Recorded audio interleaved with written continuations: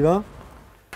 Comme vous le savez, mes amis, un grave débat déontologique est en train de secouer notre microcosme politico-médiatique autour de la personnalité d'Audrey Pulvar, laquelle vient de se voir privée d'antenne sur e-télévision pour cause de concubinage notoire avec le pétulant Arnaud Montebourg, candidat fraîchement déclaré à la primaire socialiste pour la présidentielle.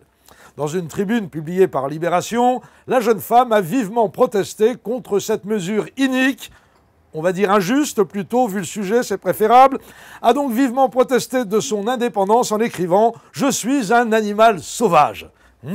Quel vénard ce Montebourg! Je suis désolé de vous le dire, ma chère Audrey, mais votre employeur a raison. On ne peut décemment pas vous laisser interviewer Arnaud Montebourg alors que vous êtes amoureuse de lui. Imaginons que vous soyez prise d'une pulsion soudaine en plein entretien et que vous vous mettiez à feuler entre deux questions. Répondez à ma question, monsieur Montebourg. Tu vas répondre ou je te griffe, mon grand fauve de la Saône-et-Loire. Allez, accouche donc, Nono, ou je te lacère. Bon, c'est pas possible, vous voyez bien. Oui, dans l'intimité, Audrey Pulvar a surnommé Arnaud Montebourg « mon beau nono », ce qui est flatteur eu égard à la réputation de l'espèce. Bref, je suis désolé pour vous, Audrey, mais pour espérer retrouver votre place à l'antenne, il faudra attendre que votre histoire avec Montebourg soit terminée. Et encore, à une condition, que votre séparation se fasse d'un commun accord. Ben oui, si c'est Arnaud qui largue Audrey, celle-ci va lui en vouloir à mort. Du coup, elle risque de privilégier outrageusement Manuel Valls. Juste pour emmerder Nono. Et si c'est elle qui s'en va, elle va avoir mauvaise conscience vis-à-vis de ce dernier et se montrer doublement complaisante à son égard. Et ce n'est pas fini. Les voies de la connivence entre journalistes et politiques étant multiples et protéiformes, de nombreux autres cas litigieux vont devoir être tranchés. Qu'est-ce qui me prouve qu'Alain Duhamel n'est pas secrètement amoureux de Nadine Morano ? Ou de Christine Boutin, ou des deux à la fois. Faut pas croire, c'est un sanguin, Alain Duhamel. Souvenez-vous comme il était désagréable avec cette malheureuse Ségolène Royal pendant la campagne électorale. Il avait même publié un livre sur les présidentiables sans qu'elle y figure. Je vous fiche mon billet qu'il avait envie de lui faire un tour de Solex crapuleux, le Dudu, qu'il a dû se prendre un vent et c'est ça qui l'a rendu agressif.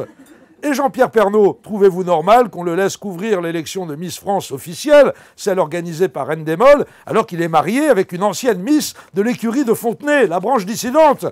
Et David Pujadas, vous savez combien il mesure, David Pujadas? Je peux vous garantir que lui aussi, il sait ce que c'est que se faire charrier sur sa taille à la récré. Et pourtant, on le laisse interviewer Nicolas Sarkozy.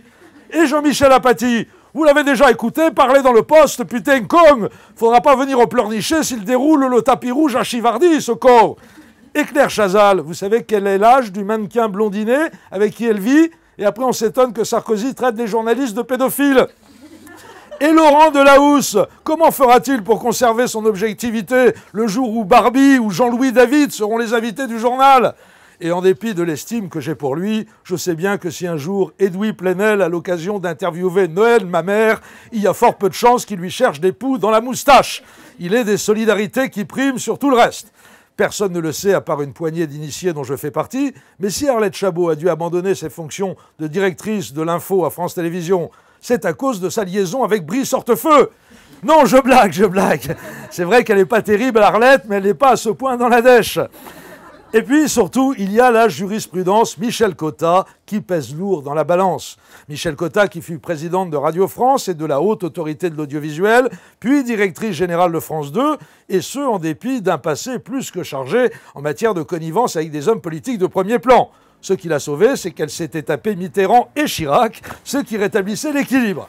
Au final, et au vu du spectacle pathétique du trio Chazal-Pujadas-Denisot en train de se faire interviewer par Nicolas Sarkozy il y a quelques jours, on considérera que l'important n'est pas de savoir avec qui les journalistes couchent, mais devant qui ils sont prêts à se coucher.